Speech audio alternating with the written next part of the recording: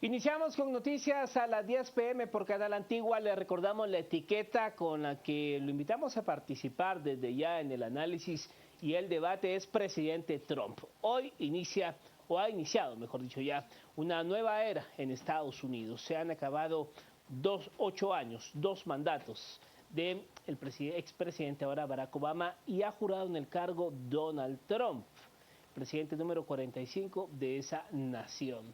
Así que inicia un nuevo capítulo. Hoy, por ejemplo, un discurso que ha marcado la pauta o la línea de lo que pudiera ser la administración de Donald Trump. Acá una crónica de lo acontecido.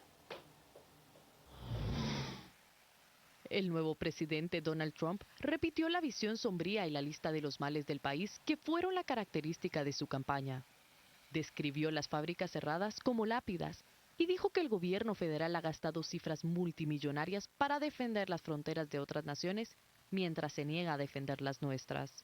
Trump inició su discurso inaugural diciendo: "Juntos determinaremos el rumbo de Estados Unidos y el mundo por muchos, muchos años".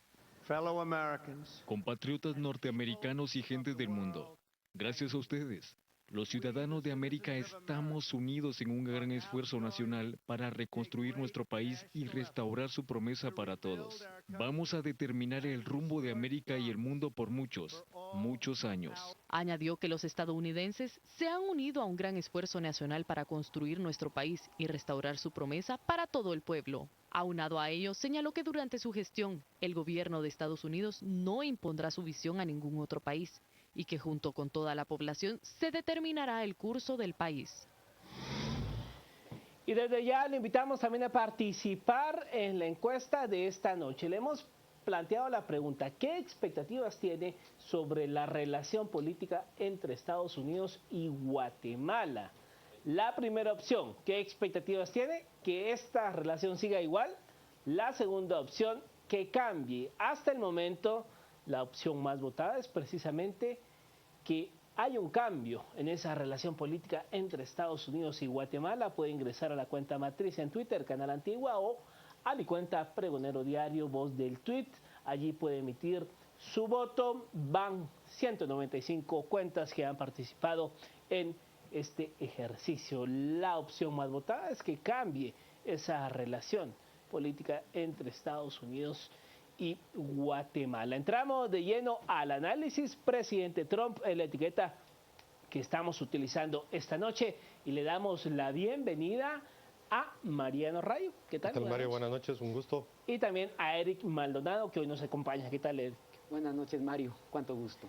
Bueno, inicia hoy un nuevo capítulo en Estados Unidos. Vimos las imágenes, esa sesión de investidura, de toma de posesión de Donald Trump ya formalmente como presidente. Mariano, una primera idea de ese discurso que dio Donald Trump ya cuando había jurado como presidente. Bueno, pues quienes creyeron que iban a ver a otro Trump diferente, con un discurso más de estadista, con un tono más suave, definitivamente se equivocaron. El discurso del presidente Trump fue una versión similar a otros discursos que ha dado y que dio durante esa campaña política. Ese breve discurso, si uno lo tiene impreso, no son más de 2 páginas, tardará unos máximo 10 minutos en leerlo. Repitió y recalcó algunos de los mensajes que había venido diciendo y que lo llevó a la presidencia. Fue claro, fue contundente, no se fue por las ramas, dijo lo que tenía que decir, repitió lo que sus votantes y simpatizantes esperaban que dijera. Así que es un discurso que hay que leerlo no estrictamente en cada palabra, sino que lo que está detrás de cada uno de los mensajes. Y, por ejemplo, ya la página de la Casa Blanca ya empezó a publicar textos más amplios desarrollando temas que el presidente Trump habló hoy en la mañana. Eric, básicamente, ¿qué elementos resalta usted de ese discurso? Digamos, más allá de los elementos que pues todo discurso de toma de posesión tiene, muy esperanzador, de que se va a cambiar el sistema, se va a cambiar lo que se venía haciendo, pero ¿qué puede usted reseñar acerca de esto que pudiese empatar un poco con la idea de Mariano? Sí, adicionalmente a que estamos totalmente de acuerdo, yo le he llamado el discurso de la fábrica oxidada. Ese es el mensaje muy claro que él mandó. Habló de las fábricas oxidadas a lo largo de Estados Unidos, que es una muestra de evidenciar un pretendido estado crítico en el cual se encontraría no solo la economía, sino la sociedad estadounidense. Es decir, un discurso que fue muy coherente con lo que vino evidenciando durante toda la campaña. De hecho, ya los primeros actos posteriores a la toma de posesión son también afines. No hay una razón por la cual se piense que se deba cambiar, y ya dejó ver algunas líneas de lo que va a ser su política interna y su política exterior. En materia de política exterior, pues sin hacer denominación muy puntual, pero evidenció que se va a tratar de un gobierno que va a priorizar en favor interno de los intereses, según el de los Estados Unidos, la política internacional, y que esa política internacional va a ser en función interna a los Estados Unidos. De una u otra manera fue agradar a ese público que le eligió, un público conservador, se ha dicho ya en reiteradas ocasiones, eminentemente rural, blanco, anglosajón, es decir, un público que le dio la confianza. Desde mi perspectiva, el día de hoy comenzó el proceso para la reelección.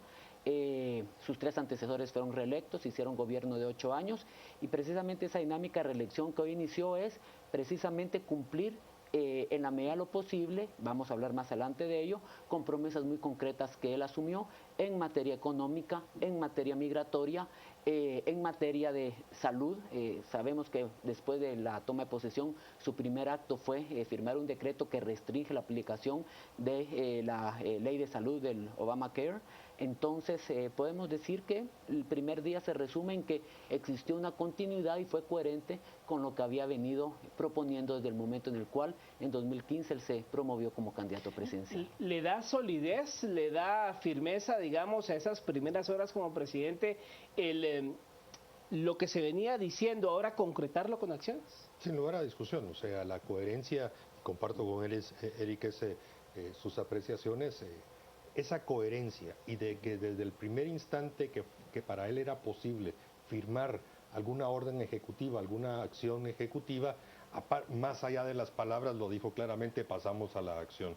Y correctamente, de las primeras cosas que firmó, adicional a algunos nombramientos de su gabinete que posteriormente fueron ya ratificados en el Senado, tal el caso del secretario de la Defensa, de Seguridad Nacional, que también ya fue ratificado, pues el mismo hecho que ya restringió, dándole la orden a todas las agencias federales o que están involucradas en la aplicación de la ley salubrista, de la denominada Obamacare, lo que hace es afianzar su posición y darle certeza a sus votantes y simpatizantes, pero también a sus detractores y a aquellos que no lo quieren, cuál es su rumbo. Y yo quisiera destacar algo interesante que mencionó Eric.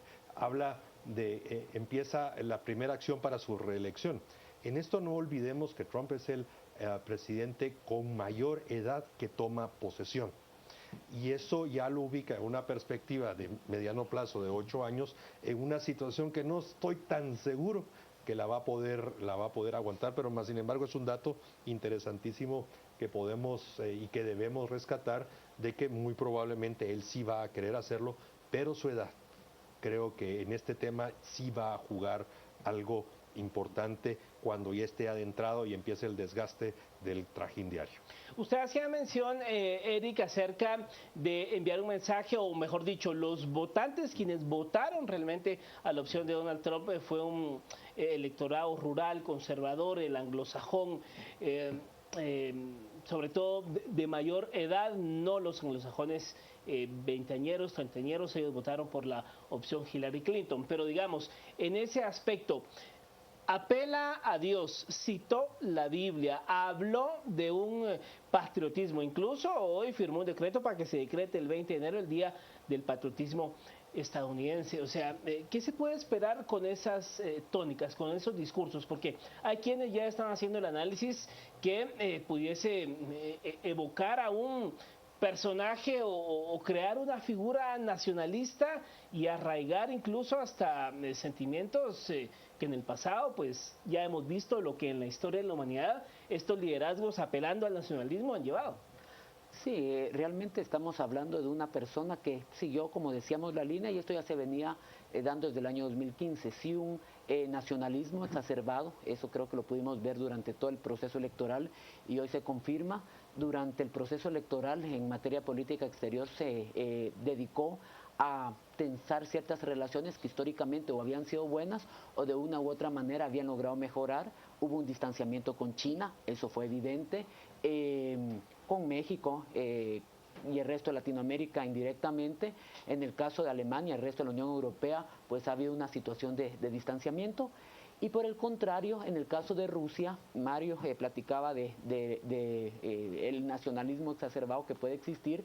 Estamos que en el caso que Vladimir Putin se trata de un régimen también que ha sido altamente tildado autocrático y con quien parece haber una afinidad real. El secretario de Estado sabemos que tiene una afinidad directa con el presidente Putin desde que era el presidente de la multinacional Exxon. Entonces sí, hay un llamado a un nacionalismo. El estadounidense de una u otra manera se ha visto afectado en su día a día en materia económica, el cambio de la faz de los Estados Unidos a través de los procesos migratorios, sin decir que sea un fenómeno bueno o malo, sencillamente se ha dado este fenómeno y de una u otra manera son los puntos con los que él ha logrado cautivar. El hecho de que haya designado su gabinete, que ya prácticamente fue confirmado por el Senado tenía que dar 22 ratificaciones, prácticamente ya la mayoría se concluyeron el día de hoy mismo. Un Senado que desde el mismo momento en que, mejor dicho, un gabinete que desde el mismo momento en que quedó constituido evidencia veteranos principalmente de guerra o gente vinculada a las élites, algunos magnates distanciados de la política tradicional. Es una forma de decir, dentro de mi nacionalismo que estoy manifestando, no estoy de acuerdo con la política tradicional, me alejo de Washington y de todo el sistema que alrededor de él se ha creado, y creo que eso lo hace ser coherente con su línea de pensamiento y con la posición que él fue definiendo desde el mes de agosto de 2015, cuando surgió como la alternativa presidencial. Y nada nos hace pensar, y aquí sí emito un juicio de valor muy directo, nada nos hace ser optimista que sus posiciones, que han sido muy claras y muy firmes, van a ser modificadas durante todo el proceso ya de presidencia. Ahora bien, tomando en cuenta este punto que menciona Eric, hacía también referencia a Donald Trump en su discurso, en que hoy se le regresaba el poder a la gente, que se dejaba el poder que se había mantenido en esa capital, en Washington, y que volvía a la gente. ¿Cómo interpretar eso? A ver, antes de interpretarlo yo voy a comentar algo que probablemente uno de los medios más progresistas, liberales de los Estados Unidos, uno de sus comentaristas hacía hoy al final de la tarde, que indicó, el MSNBC, que ese es el medio al que me refiero, uno de sus comentaristas indicaba de que el discurso del presidente Trump era de corte hitleriano, precisamente por ese aspecto que Mario acaba de mencionar, ¿no? Es un discurso que se parece a ese nacionalismo de la primera mitad del siglo XX que utilizaron algunos de los dictadores, de precisamente decirle a la gente, ¿saben qué? Ustedes están aburridos de los políticos, ustedes están aburridos de los fracasos de los políticos y a ustedes les devuelvo al pueblo, al Volk, decía en algún caso en Alemania, al popolo le decían en Italia, y le decía, usted es el que empieza a mandar, es usted el que me va a decir qué es lo que quiere, estamos en un desastre económico, pues así lo dicen en varios párrafos, con varias palabras, hemos hecho muchas cosas por otros, pero nos hemos olvidado de nosotros mismos. Entonces llegar a ese extremo, que por supuesto yo no lo comparto, de lo que dijo ese comentarista en ese medio liberal, pero lo que le da a entender es que las lecturas que están haciendo ya tanto del discurso como de lo que se está publicando, como de las reacciones, es que efectivamente va a haber un retroceso y va a haber una retrospectiva del gobierno del presidente Trump, procurándose que muchas de las decisiones que toma, sin lugar a discusión es uno de los hombres más poderosos del mundo en este momento, pues estarán primero vigilando, procurando que los intereses internos de los Estados Unidos prevalezcan sobre cualquier otra consideración. Por lo tanto, pues ya trasladándolo un poco al aspecto de las repercusiones, yo diría que hay dos grandes probables riesgos a tres países y regiones, Europa, México y la China.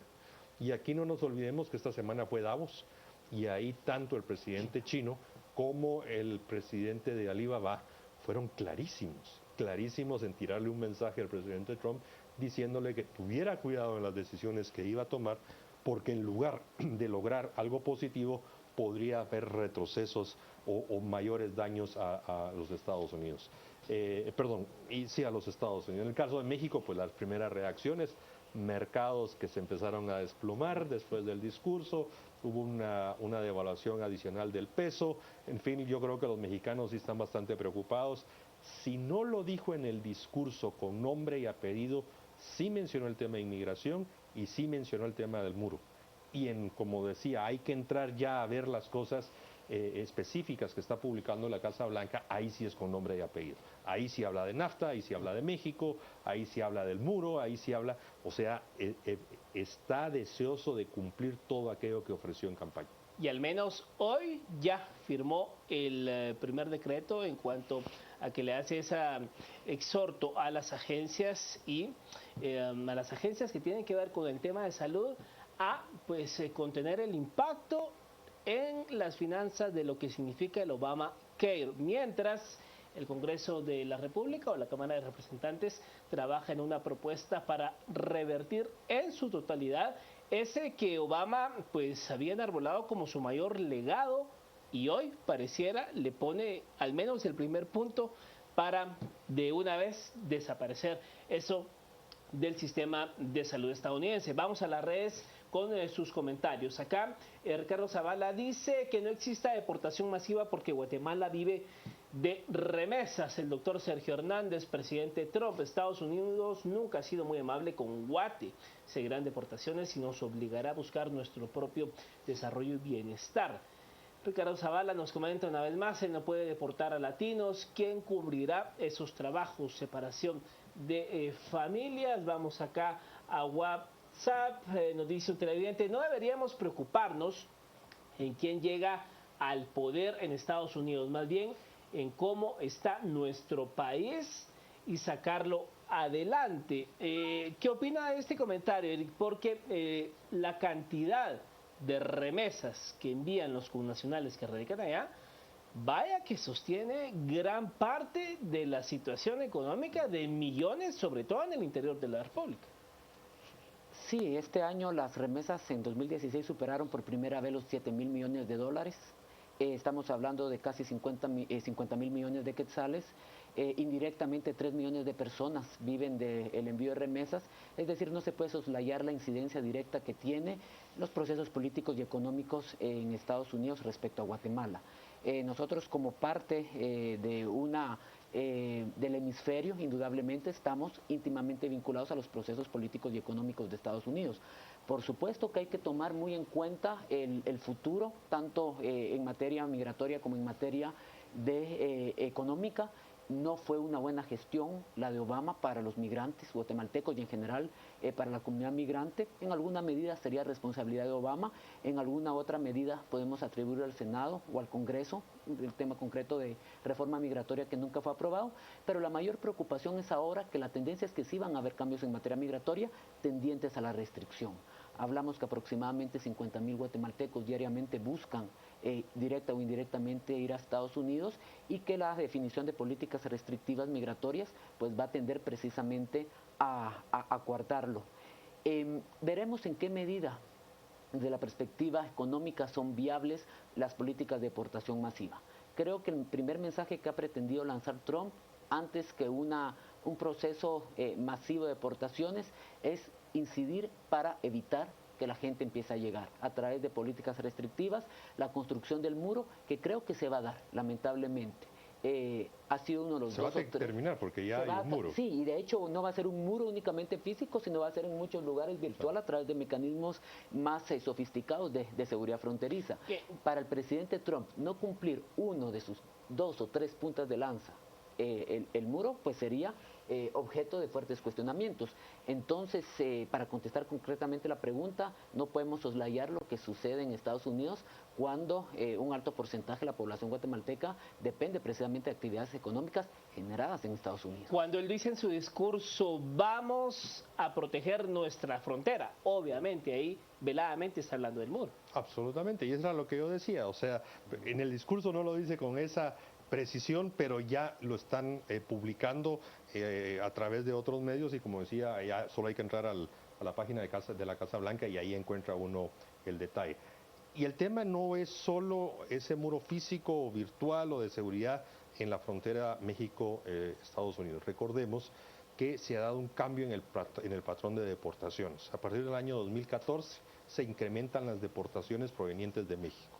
Y México, tratando de agradar a los Estados Unidos y evitar que lo castiguen, recordemos que el 80% de las exportaciones de México van a Estados Unidos, es ese el nivel de dependencia que tiene México a los Estados Unidos, le va a ofrecer endurecer aún más México su política migratoria anticentroamericana. Lo que podría suponer es que no veamos deportaciones grandes desde Estados Unidos hacia Centroamérica, hacia el Triángulo Norte, sino lo que vamos a ver es una acción mucho más severa de lo que ya está, porque lo está, y recordemos, y lo quiero decir claramente, la mayor parte de deportaciones se están dando por vía terrestre provenientes de México, ya no son de los Estados Unidos por vía aérea. Entonces, por lo tanto, México, tratando de complacer, de congraciarse, de decir, mire, yo lo estoy ayudando ahí, écheme la mano, no sea tan duro conmigo, lo que sí podríamos encontrar México con una situación mucho más dura. Y en el tema de remesas hay que recordar, somos el segundo país en América Latina receptor de remesas de los Estados Unidos, y aquí ya tenemos en Guatemala lo que yo le denomino una remesa dependencia o remesa adicción. Nos hemos acostumbrado como país, como sociedad, a esa recepción masiva de remesas que fundamentalmente se va al consumo. Si eso empieza a restringirse, un impuesto, una restricción de transferencia de capitales, cualquier medida, seguramente ahí sí como país vamos a tener un problema serio, porque no hemos resuelto las razones de la migración de la salida. Momento de la primera pausa. Antes les recordamos, tenemos una encuesta, le estamos planteando qué expectativas tiene sobre la relación política entre Estados Unidos y Guatemala. La opción más votada es que cambie. Es lo que están diciendo ustedes. Van 205 cuentas que han emitido su voto. Todavía tiene tiempo antes de que esta cierre. Vamos a la pausa y volvemos con presidente Trump hoy a las 10 p.m.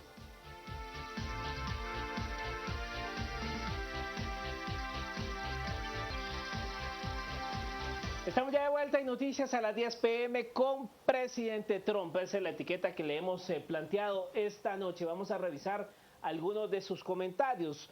Lo mejor para Guatemala, dice un televidente acá, es romper relaciones con Estados Unidos para evitar la injerencia y saqueo a nuestro país. Los guatemaltecos deberíamos de tomar como ejemplo a Trump y buscar líderes similares, dice acá el televidente. Bueno, no veo yo un escenario de romper relaciones, la verdad, con Estados Unidos.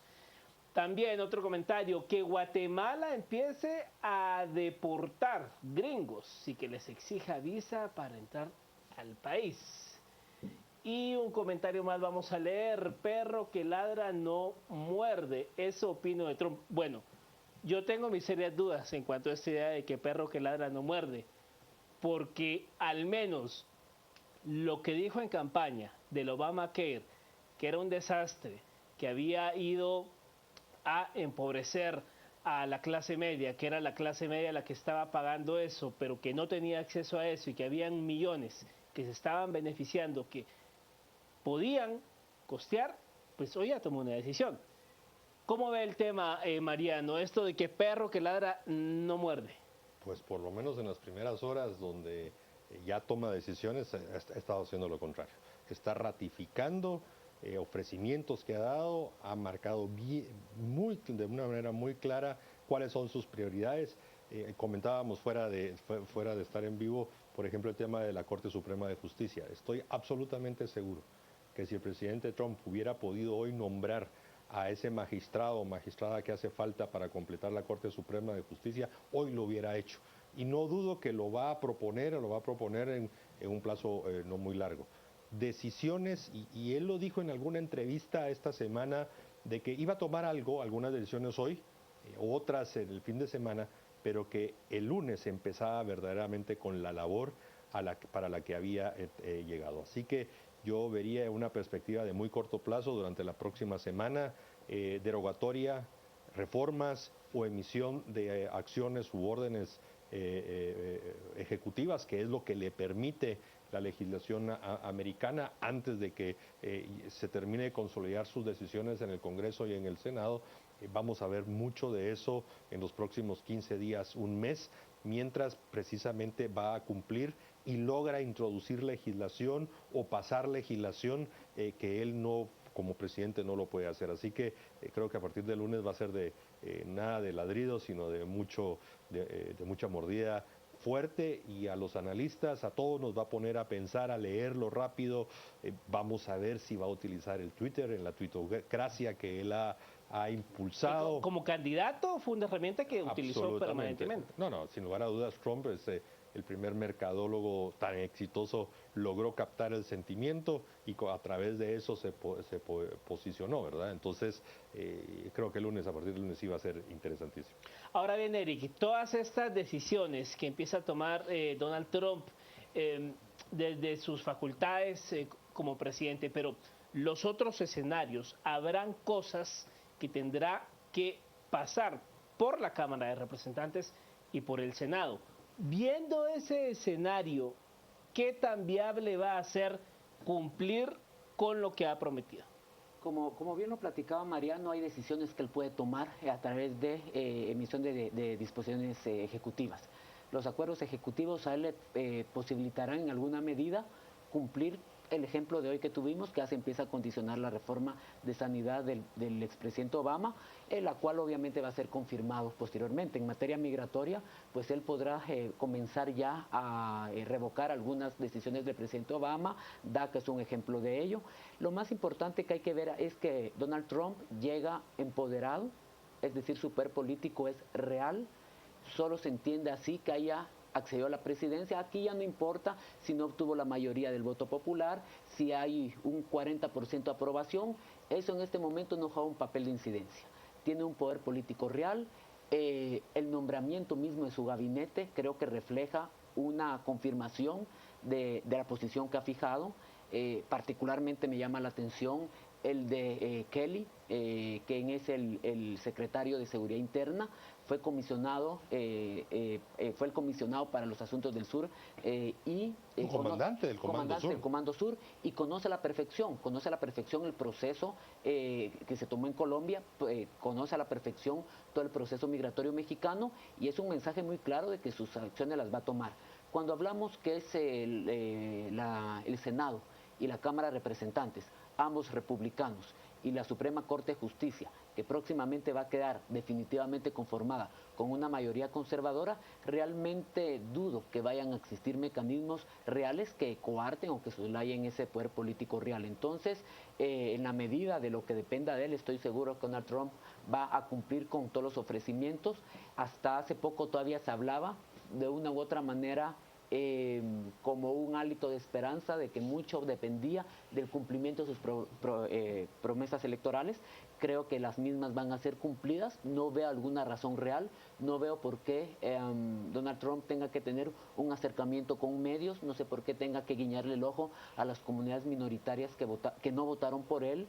Particularmente no hay ningún sentido de gratitud de Donald Trump hacia los latinos, no tiene por qué haberlo, con excepción de la comunidad conservadora cubana en Florida. Entonces, no hay razones reales para las cuales modifique su discurso. Por el contrario, puede haber una radicalización en la medida en que sectores internos comiencen a oponerse. La posición de ciertos representantes demócratas que hoy pretendieron boicotear la toma de posición a través de su ausencia, creo que no fue mayormente significativa, no tuvo ninguna incidencia. Entonces yo creo que al final de cuentas no hay alguna razón real que tienda, por lo menos hoy en día, al momento de haber tomado posesión, a poner Valladares para que vaya a ejecutar sus políticas. Si partimos de eso, que no hay alguna razón por la que tenga que voltear a ver a esas minorías, pero vaya abraza la que le dejó Obama y que, bueno, hoy por ejemplo ya se escuchaban algunas voces desde la Florida, este tema de revocar Obama el beneficio migratorio para los ciudadanos cubanos, esta ley conocida como pies secos, pies mojados, que al no más pisar el suelo estadounidense ya tenían la prerrogativa de poder quedarse ahí, optar una residencia, optar una ciudadanía. Eso se acabó con Obama. ¿Eso puede empezarle a hacer ruido con la comunidad cubana en la Florida? Bueno, él yo creo que va a ponderar y lo criticó, o sea, no, cuando se da la decisión él la criticó, él va a ponderar cada batalla que va a hacer, no las va a obviar o se va a esconder de las batallas políticas de decisiones controversiales. Lo que va a ir es ponderando en la medida en que qué le genera más legitimidad y poder político del que tiene. Por ahí había un tuit donde hablaba de ese famoso 40% de popularidad.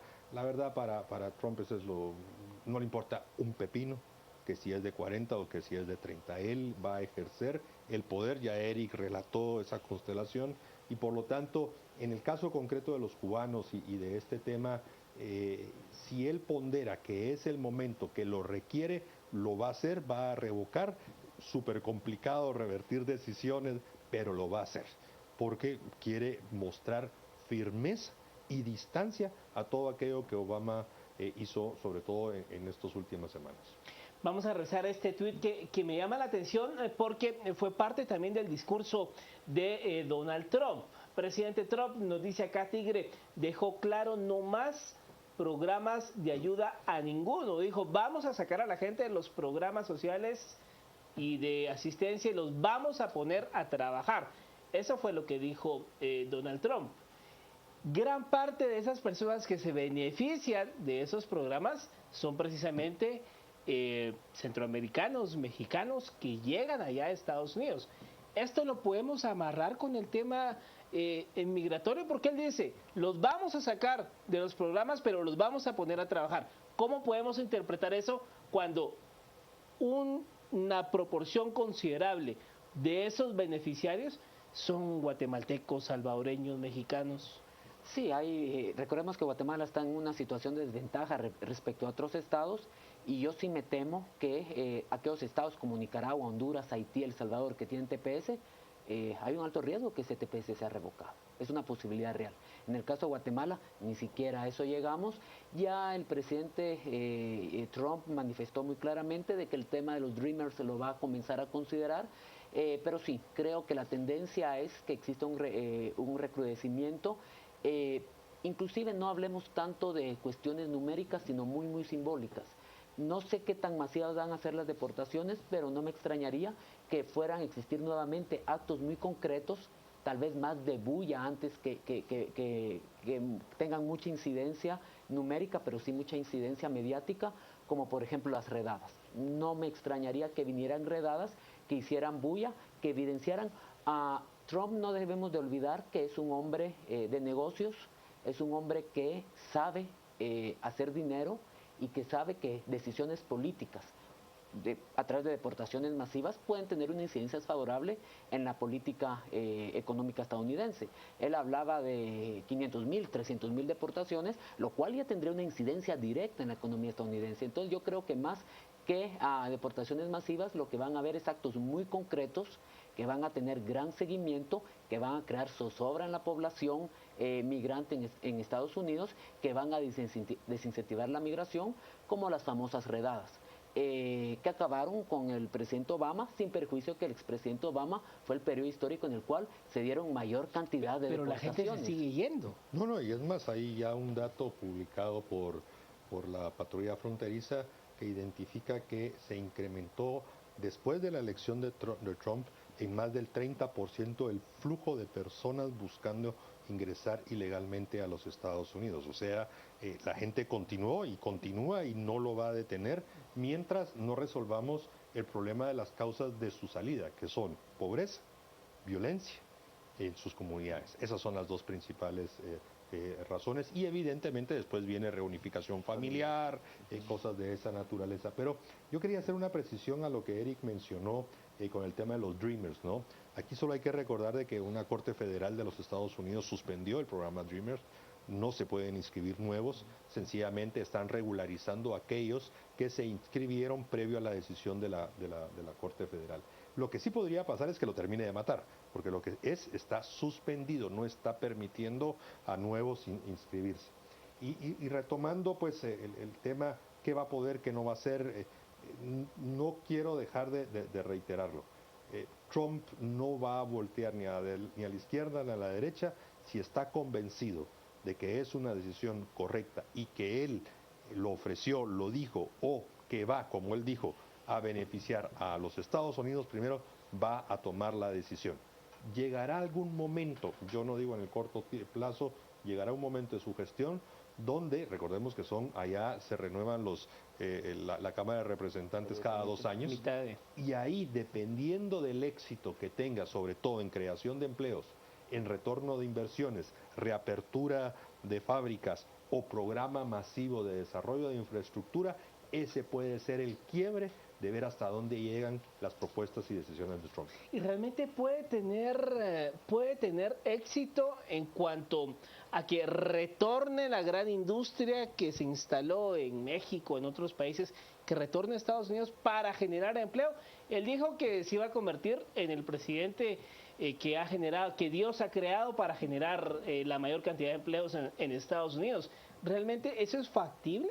Yo creo que los mensajes que se lanzaron con General Motors y con otras empresas pues tienden a eso, si bien creo que tenían un gran efecto mediático. El presidente tiene un compromiso real en materia económica, prácticamente los lineamientos que están tendiéndose son de una autarquía.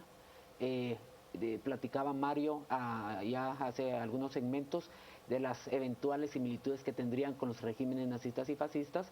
El nazismo se caracterizó por eso, por ser una autarquía, es decir, un régimen que generaba sus propias condiciones de desarrollo, que en menor o mayor medida trataba de minimizar la dependencia respecto al extranjero, y este es el mensaje que nos está lanzando Donald Trump. También en sus políticas exteriores, no tengo ninguna duda de que ahora su posición en Naciones Unidas va a tender a ser menos, posiblemente los aportes a Naciones Unidas inclusive van a tender a disminuir, seguirá el derecho a veto que se tiene dentro de Naciones Unidas y ahí tomar decisiones muy radicales, principalmente en el conflicto Israel-Palestina, que es otra cosa, pero donde sabemos que Donald Trump tiene una posición, y en general los sectores conservadores de poder tienen una posición prosionista. Entonces sí, no me cabe duda de que va a apuntar a eso, la generación de empleo, la recuperación de confianza. Paradójicamente, el presidente Barack Obama, expresidente, fue a quien le tocó sacar del agujero, del hoyo, después del desastre económico, el desastre financiero de 2008, que fue generado principalmente por las élites económicas a las que Trump pertenece y a la que ahora su secretario del Tesoro también pertenece. Momento de ir a una segunda pausa. Vamos a volver con una interrogante y que se la vamos a plantear a Mariano Rayo. ¿Se puede en pleno siglo XXI cerrar una economía y no abrirse al mundo? ¿Esto es factible a como se dan las cosas en pleno siglo XXI? Con ese planteamiento venimos a las 10 p.m.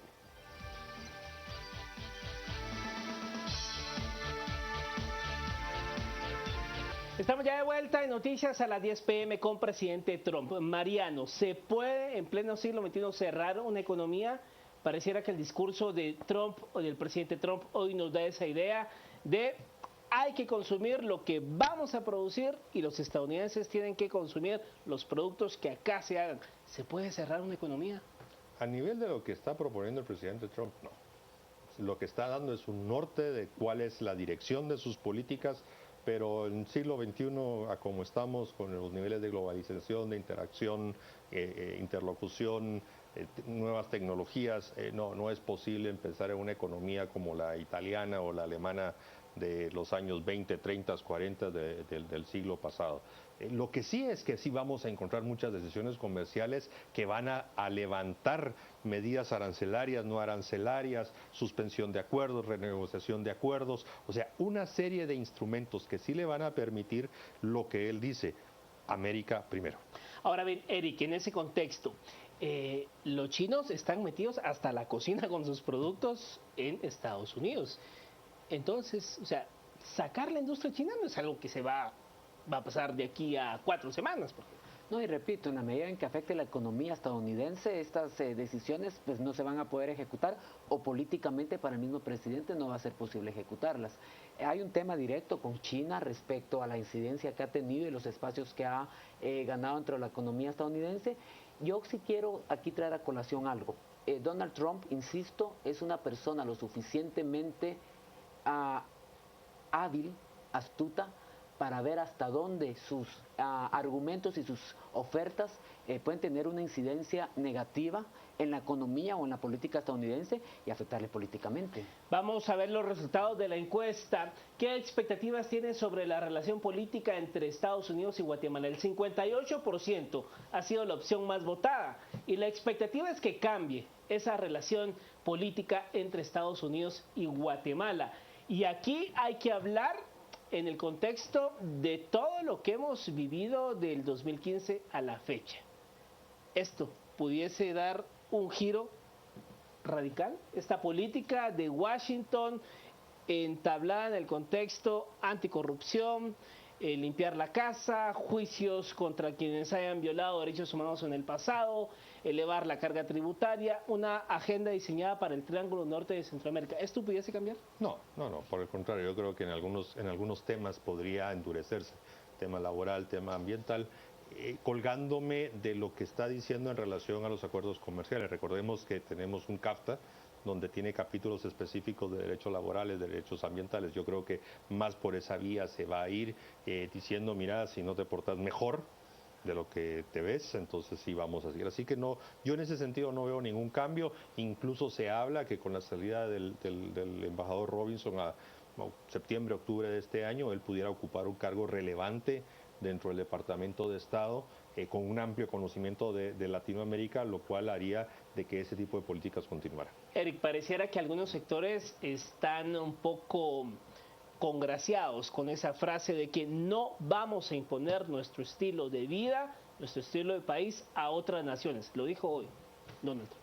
Sí, sabemos de esos sectores que inclusive han hecho trabajo de cabildeo, etcétera. No, realmente el plan Alianza para la Prosperidad hoy es el norte que rige las relaciones bilaterales entre el Triángulo Norte y de Centroamérica y los Estados Unidos de América. No porque nos quieran mucho, sino porque hay aspectos muy concretos.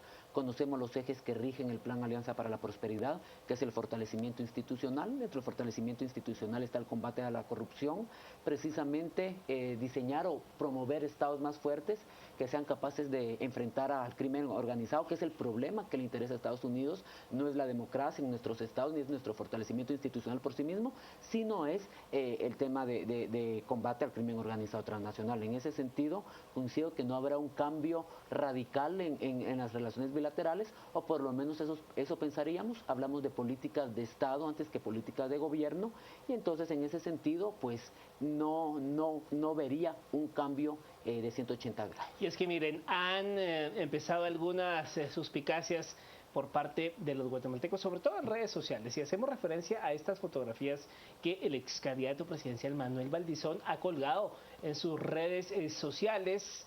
Pues estuvo en la toma de posesión de Donald Trump, invitado por el ahora vicepresidente Mike Pence, y ha colgado fotografías desde anoche, en donde pues ha estado en escenas con políticos. Ahí está, con el propio Mike Pence. Hoy estuvo en la cena de gala, sus hijos también se han tomado fotografías con varios representantes de la Cámara, de representantes ahí en Estados Unidos, y pues bueno, pareciera que el señor Manuel Valdizón está enviando un mensaje. Esto lo amarramos con la idea de si va a cambiar la política estadounidense a Guatemala, y Valdizón pues enviando también su propio mensaje con estas fotos. Con esa idea venimos en a las 10 p.m.